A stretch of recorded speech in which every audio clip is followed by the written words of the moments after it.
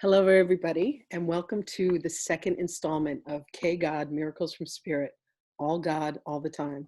This is Reverend Lynn the board, and I have the honor of interviewing today one of my favorite people. His name is Yosef Yeshurun. He is a Kabbalist teacher in New York City.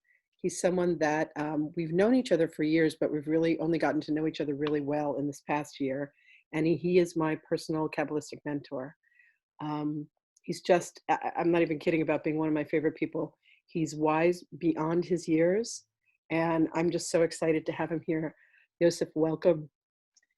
Thank you so much. That's so kind of you. I'm very excited to be on this.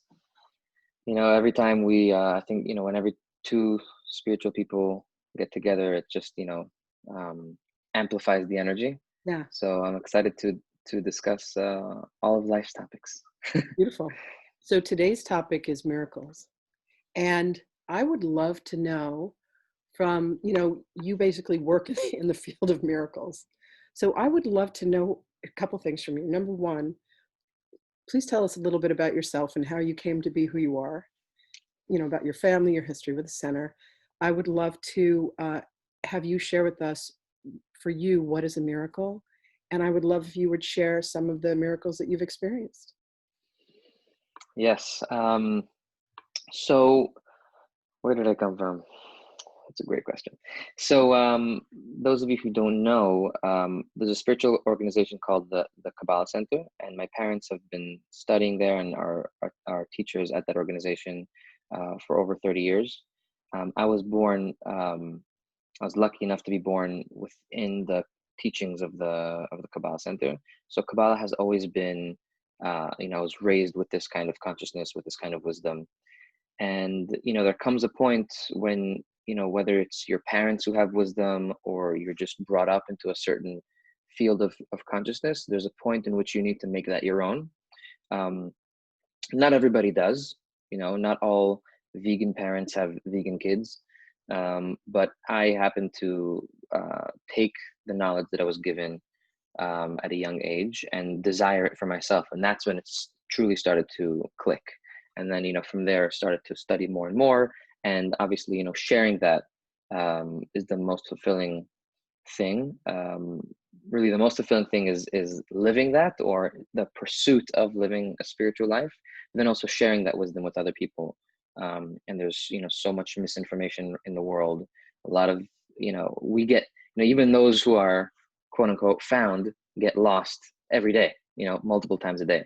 So being of the people that is in pursuit of being found and finding yourself, finding the light within you, and also helping other people find their light, is the most beautiful thing. So I decided pretty much right after high school to work at the Kabbalah Center, doing regular, admin stuff, the basic entry level things, and then within that, doing that, it kind of like rubs off you, so the wisdom of even just being around the different teachers, and like that, I worked regular stuff at the center, studied with the teachers there, based on the books of the different Kabbalists, and then at some point a couple of years ago, became a full-time teacher.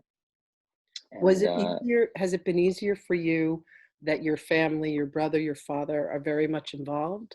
Or has it been even more challenging for you because you're kind of like, well, are they as good as me as I'm as good as them? it's interesting. A lot of people, especially when it comes to studying in the center, a lot of people have family issues, or oh, my parents don't want me to study, or my wife doesn't like it, but I like it. There's a lot of stuff like that. I happen to not have that tikkun. There's no issue at all. It was Would a you very explain natural, would you explain yeah. quickly what tikkun is? For Tikkun, people I'm who sorry, know. yes. So tikkun literally means correction, but it's also like kind of like a karmic package that you come to the world with. Everyone has their own karmic package. It's one of those like your curse is your blessing is your curse kind of thing. So I, for me, it was kind of, first of all, you never want to think what this would be like, but imagine if I was not born into the Kabbalah Center, would I find it? Where would I have been born? How Sure. would I have found it? If I wasn't with the environment I was born in, how would I have the wisdom that I have now? It's a big question. So from that, I'm very, very, very lucky. And I think the biggest thing my parents gave me is not wisdom. The biggest thing my parents gave me is space. Wow. They gave me space to just Could you talk learn more about almost that? on my own. Yeah. What is, Absolutely. yeah. There's I heard once from Chaim Miller. He's a rabbi who I really like. He said something very profound. He said, "There's two things in the world that when you're born with it, it's extremely hard to keep. Especially, it's difficult to transfer from generation to generation, and that's wealth and wisdom. Wow. Two things that are very difficult to transfer from one generation to the next. As an example, Yeah. somebody who let's say generated their money on their own and then they transferred that millions of dollars to their children. Most of the times it's very difficult for the children to have, let's say, a healthy relationship with money. Yeah. And the same thing with wisdom, that when parents have wisdom, whether it's health conscious or spirituality or whatever it is, just knowledge of life, to transfer that to the children and for the children to own that wisdom like it's their own is extremely difficult to actually transfer. So the best thing, that if you have a lot, whether it's wealth or wisdom or whatever it is, if you don't give the child space, so let's say money, right? You hear a lot of people that they have money, but they don't want to spoil their children, so they don't give them everything. They give them the space to earn. They whatever it is, they don't treat them like princes and princesses, because they want their children to actually own their wealth, not just to receive it from their parents without Mm. earning it or without Yeah. working for it. So for me, I think a very unique quality that my parents gave me was the ability to give me space and for me to find Kabbalah on my own, even though it wasn't exactly on my own. It was externally there, but kind of find it on my own. So I really made this my own when I started studying. So that's a little bit about me. I know we could talk about different stuff all the time. No, Many. I love this. So I'm fascinated with your definition of miracles, and that's what Mm-hmm. really compelled me.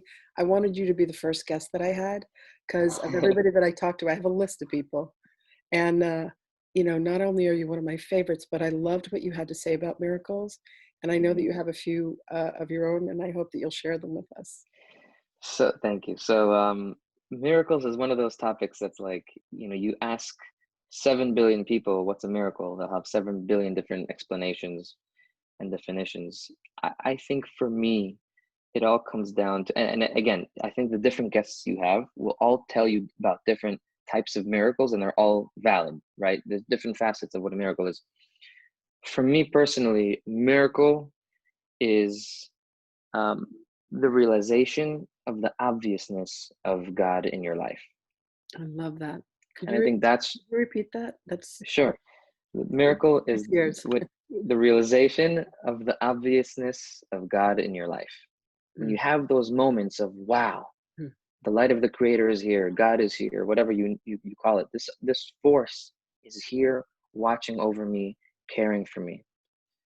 That is when you feel a miracle. It's not exactly you are about to die and some hand from the sky grabbed you. And we think that those things are miracles because that's just an extreme example of that, right? But for example, if somebody could be in your life all your you could be friends with someone and you could speak every single day, but there's that one moment in your life where that friend is really there for you in your darkest moments. Do you say, wow, I didn't know I had a friend? No, I had a friend all the time. That is just an extreme example of when my friend was really a friend when I really needed him. But if we only reserve miracles for the extreme cases, we're gonna be we're gonna miss out a lot in life, because we need to be able to learn how to see those miracles all the time. So for me, and I'll give you a little example, there's actually there's a there's a spiritual concept or a Kabbalistic concept that's called hashgacha pratit, which means private supervision. private supervision or specific supervision, which means that you feel that God is really watching over you, not just watching over the world, but watching literally over you, as if he's stopping what he's doing and he's watching over you. And this is really what so I have a story that kind of when I experienced this, again, it's not here's my story and that's what changed everything. This is just one of the many stories that I just picked randomly. So this goes back to January 2020, back when 2020 was a normal kind of year. Or actually, it was December 31st. We were having some sort of like New Year's party at my house. And I have a backyard, and we just moved into the place with a couple of my friends. And we wanted to do a barbecue, invite people over, barbecue outside. And I didn't know this. I'm a Sagittarius, so I don't really do rules or things that don't make sense. But apparently, barbecue equipment is not sold in the winter. Now, to me, that's rubbish because, you barbecue whenever like you want. Also, when you're grilling, it's hot, so I don't understand, but whatever. Anyway, so I realized, I have a grill, but I don't have. We just moved to the place, so we didn't have a bunch of stuff. We didn't have, whether it's the spatula or the tongs or whatever it is. We needed a coal. We needed like a bunch of stuff to start the fire and everything.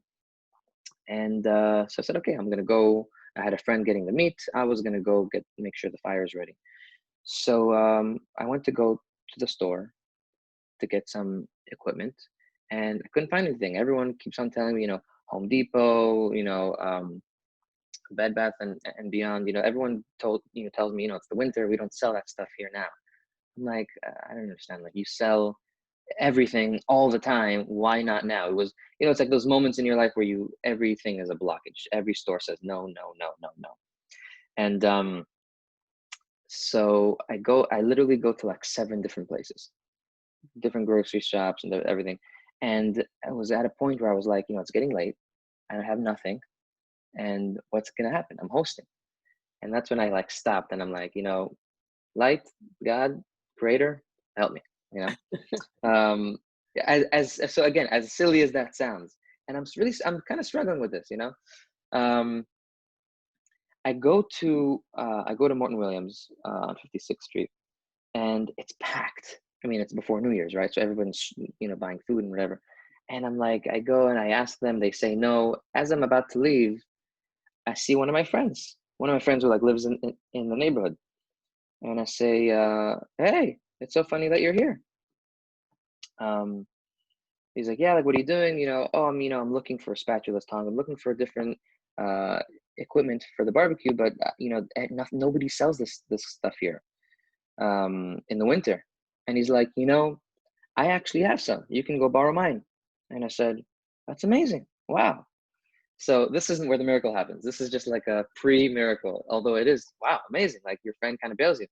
So I said, great. So I go to his house, and he helps me with the stuff, and that's the end of the story, and everything's great, right? But that was like one of those miracles that you can literally see. Oh, what a coincidence! Amazing, beautiful. But something happened the next day that made me realize that the Creator looked at me and answered me. And so, okay, we did the barbecue. Everything was fine. The next day, I see my friend at the morning prayers, and I say, thank you so much. You really helped us. And he said, it's so weird. My wife sent me to the store to go buy whatever, eggs or I don't know what. And the second you left me, like, we saw each other, I helped you out. The second you left, my wife calls me and says, you know what? Never mind. We don't need anything from the store. Oh, I just got goosebumps all over my entire body. And at that point, I realized, Wow. wait a minute. I was like, I zoomed out on life, and I was like, whoa, the Creator knows my pain, my stupid pain. Not like, oh my gosh, my stupid pain of doing some silly barbecue for my friends. Right. He knows my stupid pain, and he sent me somebody to help me. Wow. And it was so obvious, because not like he was anyway getting stuff, and he was sent there by his wife just to literally help me and then be sent back. He didn't need to go to the store at all. And for me, that was like, wow, what a miracle. What a moment where the Creator sends me, this answer and somebody to help me but it was like so there's really two parts to this. One is I was saved, right? You know, I had a problem, I had a pain, and the light of the Creator came into my life and actually fixed it. But something, and this is the second part of what miracles are, which I believe is the biggest miracle of all, is the ability to see the miracle. The ability to realize how big of a miracle it is the biggest miracle. To be able to get a report from him and say, actually, it's so crazy. My wife didn't need anything from the store. I was literally just sent there to help you. That realization is the biggest miracle, to be able to see how big of a miracle. And we, how many times in our lives do we probably experience miracles and we don't even see them? We'll never even know them. The people that come into our life and says, oh, here, we get connected, the answer that we need is with somebody else, and they just happen to walk by and you'll never see them again. But had you known what needed to happen for those two people to be connected, like the Creator had to move all worlds together just for you to be helped, for you to see all the cogs moving. To be able to see that is the biggest miracle. And the secondary miracle is, yes, on a physical level, I was helped. So do you think that you stopping and pausing and asking for help was part of the opening for the miracle? Absolutely. There's so many times where I've seen in my life where, the initial reaction is to focus on the external problem, to focus on what's at hand right now. But if you pause and kind of look inward and take a second, it takes 5 seconds to say, God, help, that pause, that letting go of the physical issue that you're dealing with and asking the light of the Creator for help, that makes the whole difference. It's that pause that stops your, it's kind of like when we're like a hamster on a wheel, right? We're kind of running. If you just stop and say, wait a minute, I'm going in circles. Let me just stop, ask for help, and then I'll continue. It absolutely lets the miracle in. It's so beautiful. To me, it's like that moment where I pause for a moment and I unhook my ego and I say, I can't do this on my own. I need help. Yeah. Please help me. And people have a lot of different beings that they may call to for help. Yes. But to me, and the reason why I called this, miracles from spirit, is that everybody may have a different name for God, but everybody gets the sense of what spirit is. And I love that and that's one things you've taught me, is to recognize when those miracles happen. Yeah. That's gorgeous. It's even on what you get out of the miracle, right? There's two things you can get from a miracle. There's the physical, I was saved in whatever way, my comfort was saved, but how long does that last? Not long at all. It's almost like nonsense, right? But if you recognize that this is a huge miracle, you get appreciation. And that's a much bigger gift than any comfort or any money or any answer, because that's not temporary. That's more on a soul. That's a soul gift, not just a body gift. So we need to take that next step of not just saying, oh, wow, like amazing, but wow, this is coming from spirit. This is coming from the universe. This is coming from this higher being. And that higher being helped me. Just take a second to realize the higher being recognizes who I am and loves me and wants to help me. Wow, that is a huge gift. It is. It's beautiful. Will you tell me what that's called again in Hebrew? Hashgacha pratit. Hashgacha pratit, which is like private supervision. I love private supervision. I love There's one more thing I'd like to share. I don't think it has to do with miracles, but when you said if you stop for a second, then the miracle will happen. So this is another like silly, I think the silly stories are the best stories. So last week I was with my roommate. We're like, we're kind of eating, and I recognize, like when you judge people silently, subconsciously, and you're thinking, what is he? So I saw him like eating Oreos, and he kept on eating another cookie and another cookie, and I'm like, when is this guy gonna stop? And I was about to say like, maybe you shouldn't eat another one. I was about to say it, and I said, you know what? It's none of my business. I'm gonna pause, and I'm not gonna say it. Lynn, I swear to God, the second I said I'm not going to judge him and I'm not going to say it, I saw him take the cookie, about to eat it, and put it down and shove the Oreos away. You know, that's like another example of like when you pause and like recognize like what you're doing. It's also like a miracle because you're seeing the forces of the universe play. That because I resisted my judgment, it actually helped him. How many times do we judge people and verbally say, "What are you doing?" And it only makes things worse. Like that's when you see the how the universe is like orchestrated on a spiritual level. It's a beautiful thing to see. Gorgeous, gorgeous, gorgeous, gorgeous. Yosef, thank you so much. This Thank you is for having me. such a delight, such an absolute delight. And I, I just have the deepest appreciation for you. You are a miracle in my life. You've taught me to pause, which I didn't think was possible. So thank you. Thank you so much for your time. You are a blessing. Thank you, Lynn. Thank you for having me. You're welcome.